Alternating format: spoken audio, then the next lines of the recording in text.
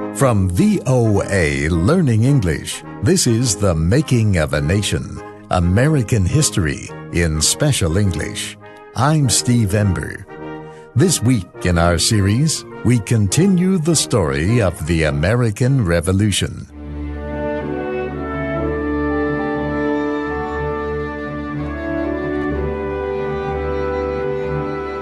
On July 4th, 1776, the Second Continental Congress, meeting in Philadelphia, approved the Declaration of Independence.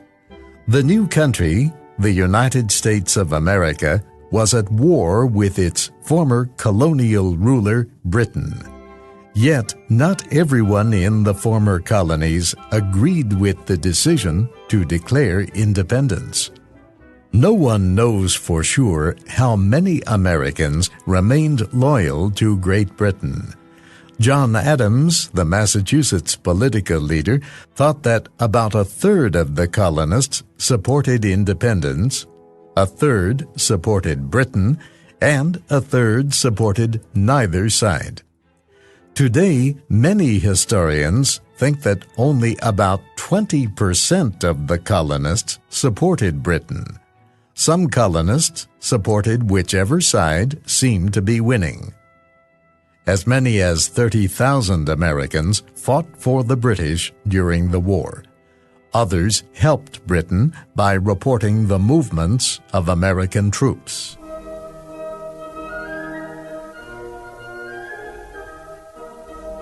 Who supported Britain? These groups included people who were appointed to their jobs by the king. They also included leaders of the Anglican Church and people with business connections to the British. Professor Gordon Wood at Brown University in Rhode Island says many colonists from minority groups remained loyal to the king. One of the problems of the American Revolution that emerged very quickly was the tyranny of the majority, which the founders, the revolutionary leaders, had not anticipated. But I think we're seeing the problems that emerge when you overthrow an authoritarian leader and you're going to have a relatively democratic society, then protecting the minority becomes a problem.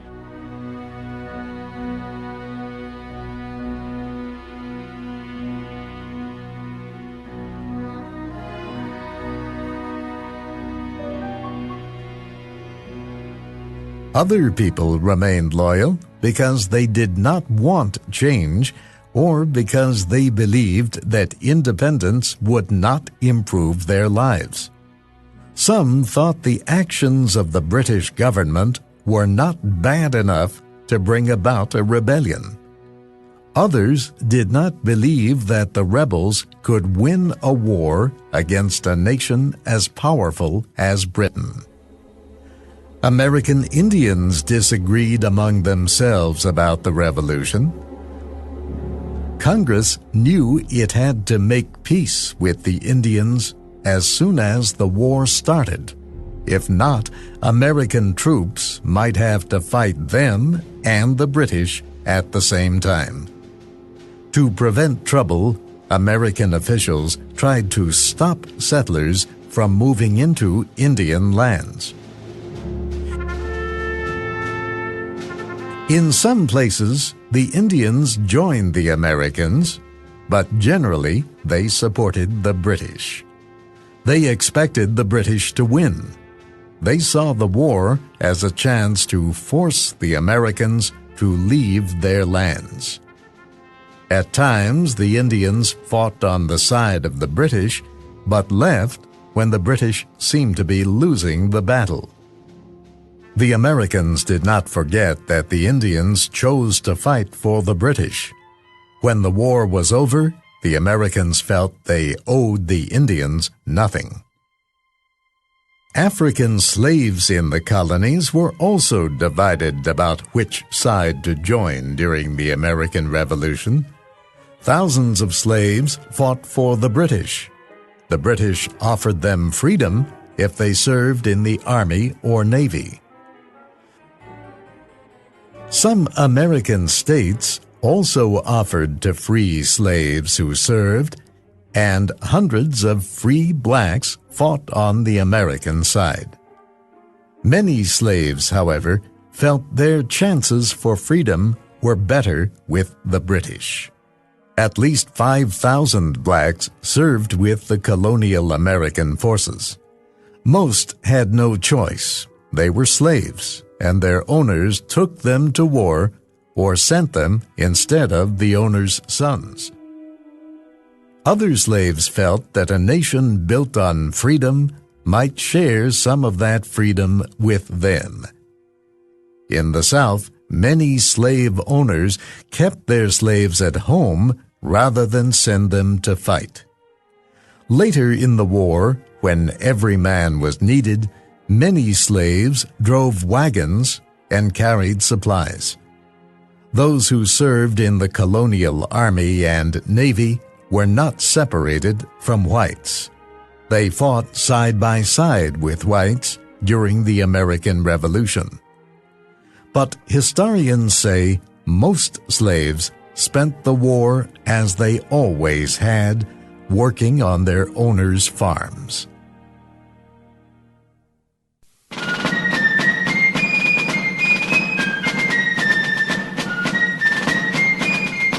The American rebels called themselves patriots. Those who supported the British were known as Tories. Patriots often seized the property of Tories to help pay for the war. They also kidnapped the slaves of Tories to use as laborers for the army.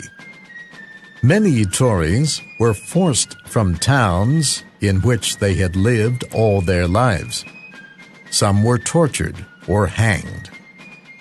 In New Jersey, Tories and patriots fought one another with guns and sometimes burned each other's houses and farms. Some historians say the American Revolution was really the nation's first civil war. The Revolution divided many families. Jane Gordon at the Massachusetts Historical Society tells of a woman named Phoebe. Phoebe was married to a patriot, but her brother was a Tory.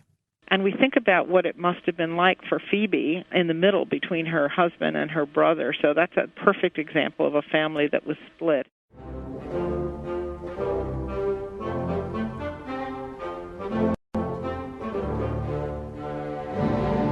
The patriots were also split among themselves in their thinking. The colonies did not really think of themselves as one nation. They saw themselves as independent states, trying to work together toward a common goal. Historian Gordon Wood says, at first, the United States was more like the European Union is today. When Jefferson said my country, he meant Virginia.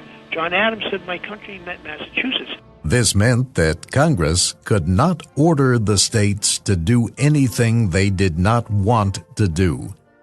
Congress could not demand that the states provide money for the war. It could only ask for their help. George Washington, the top general, could not draft men into the army. He could only wait for the states to send them.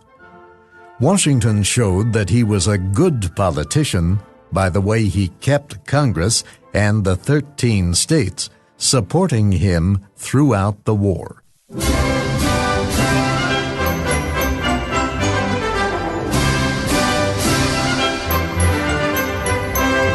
Just as Americans did not all agree about the war, the British people did not agree about it either.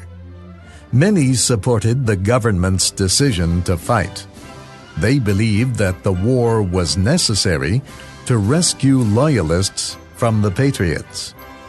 Others did not think Britain should fight the Americans because the Americans had not invaded or threatened their country.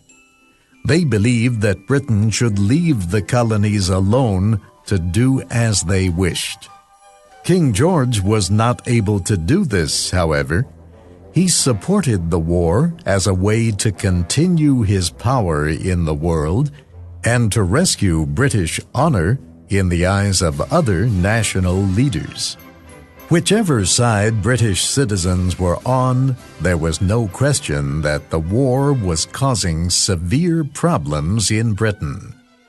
British businessmen could no longer trade with the American colonies. Prices increased. Taxes did too. And young men were forced to serve in the Royal Navy.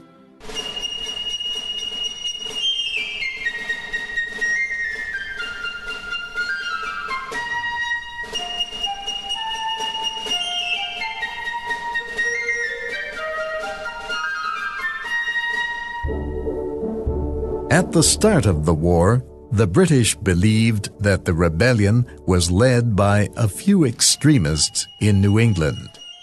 They thought the other colonies would surrender if that area could be surrounded and controlled. So they planned to separate New England from the other colonies by taking control of the Hudson River Valley. The British changed their plans after they were defeated in the Battle of Saratoga in New York State. Historian Gordon Wood says the British loss changed the nature of the war. The French feel at this point that the Americans might make it, and therefore they throw in their support. Once the French come on board, then the British are really panicked. At that point, they offer the Americans everything the Americans had wanted, save independence. But it was too late. The British experienced many problems fighting the war. Their troops were far from home across a wide ocean. It was difficult to bring in more troops and supplies. Gordon Wood says the distance across the Atlantic was one reason the British lost the war. Even though they were the most powerful nation in the world, had a superb army, and of course completely controlled the seas, and they were dealing with the ragtag army of George Washington and a bunch of militia, and they couldn't do it.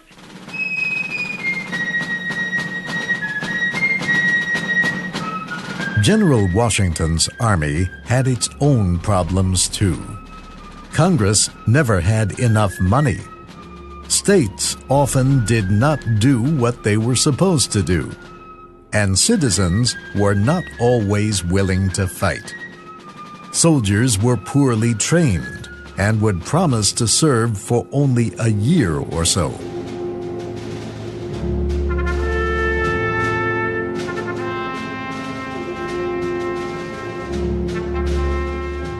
The political and economic developments of the American Revolution concerned not just the Americans and the British. European nations were watching the events in America very closely. Those events and the reactions in Europe will be our story next week.